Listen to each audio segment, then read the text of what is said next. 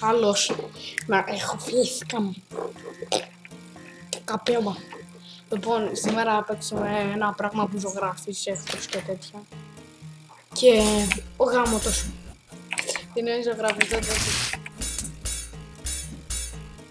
Εδώ να... Ψόφιστε, σκολίκες. Εδώ δείτε τη μαλακία που φτιάξα για το του στα αντίπαλα.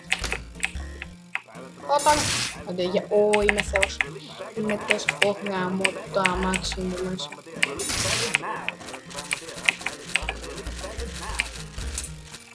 Γαμώτο μου.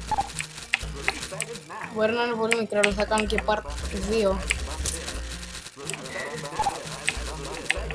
Όπως βλέπετε είμαι τελείως άχρηστος.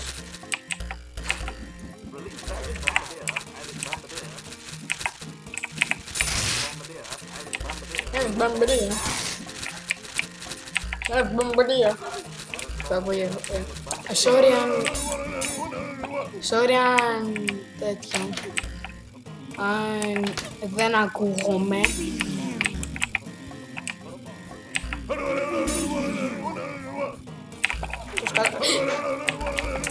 Του μάνας.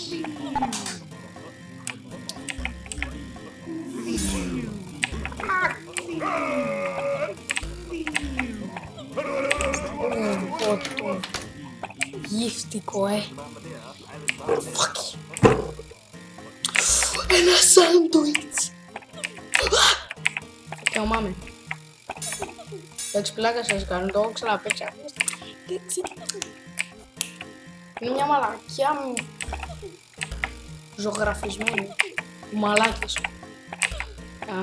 Τα πυρηνικά αυγά. Λάγκαρε και πήγαινε μόνο. Καραμπινίδιο. Εδώ θα είπα.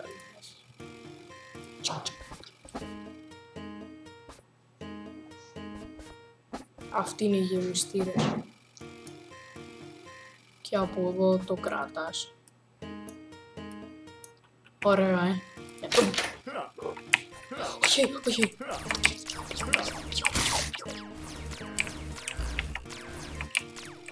What the fuck you?